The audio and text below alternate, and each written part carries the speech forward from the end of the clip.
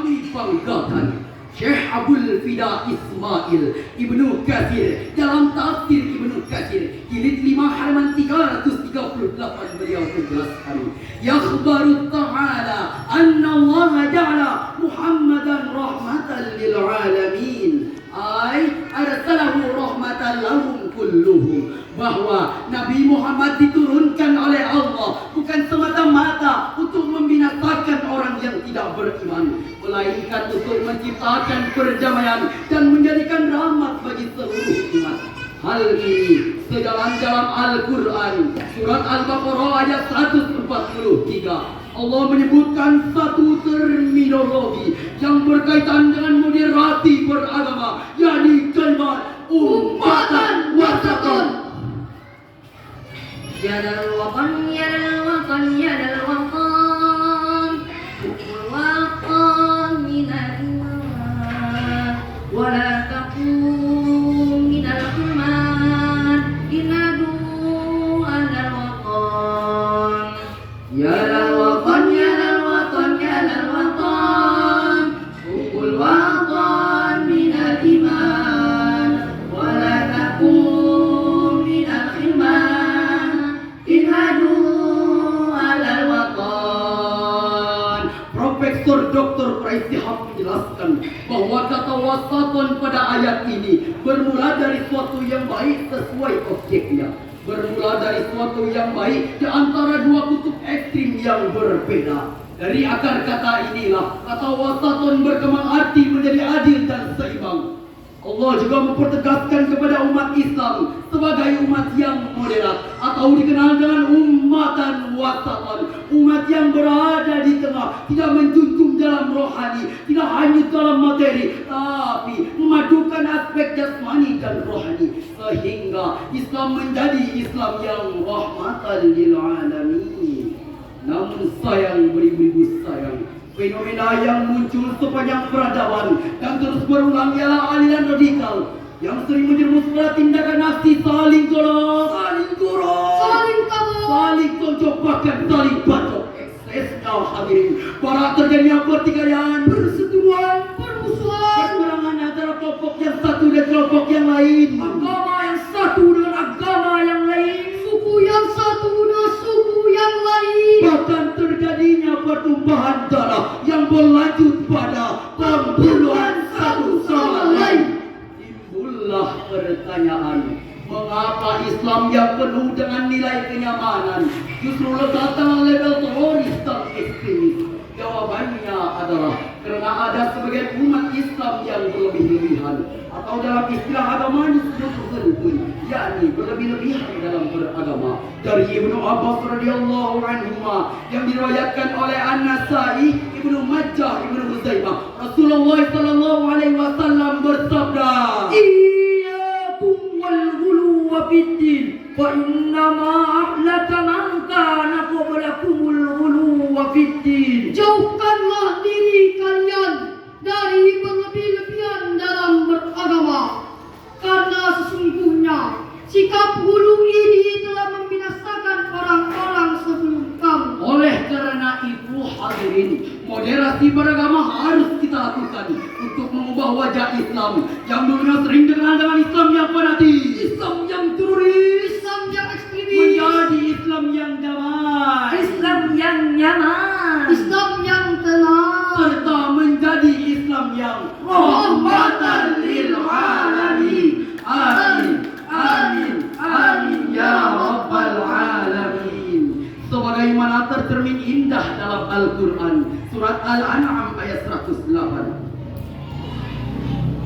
ولا تسبوا الذين يدعون من دون الله فيسبوا الله عدوا بغير علم.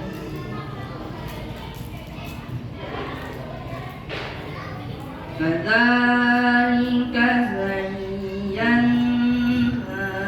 لكل أمة عملهم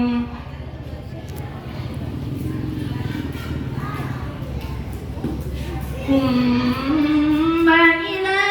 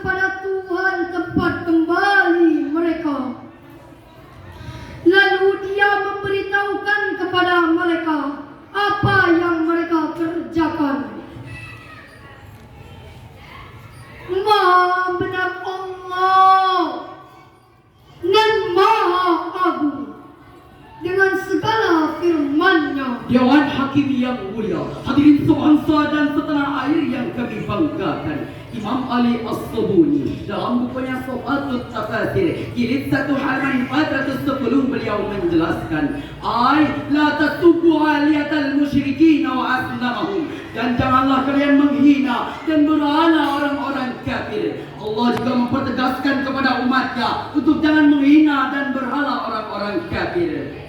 Karena kan itu bisa membuatkan kita yakni kerusakan. Mereka menghina Allah tanpa dasar ilmu pengetahuan. Menurut Profesor Dr. Quraish Shihab, ada 3 cara agar moderasi beragama terlaksana. Yang pertama, adanya ilmu pengetahuan dalam diri kita. Dan yang kedua, kemampuan dalam mengalihkan emosi dan nafsu bala. Dan yang ketiga, memiliki kehati-hatian dalam beragama. jadi bukan cara beragama yang harus mendapatkan moderasi, tapi ajaran agama kita yang harus mendapat sentuhan bernerasi, sehingga Islam menjadi Islam yang rahmatan lil alamin. Sejarah membuktikan hadirin, Islam bukanlah ajaran agama yang sadis, bengis apalagi teroris, melainkan Islam adalah ajaran agama yang harmonis, rahmatan lil alamin. Dengan demikian pula, kita akhir-akhir ini sering dipertemukan dengan aksi-aksi terorisme, radikalisme, penyerangan tempat-tempat beribadah lainnya yang katanya ini dilakukan oleh umat Islam. Sekali lagi kami katakan, ini bukan ajaran agama Islam, melainkan ini adalah merusak keindahan agama Islam.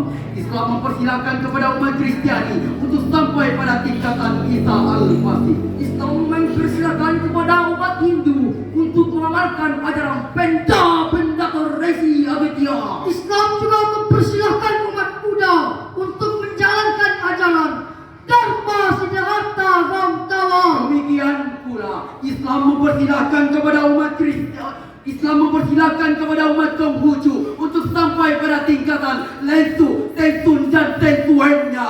Bagiku agamamu, bagiku agamaku.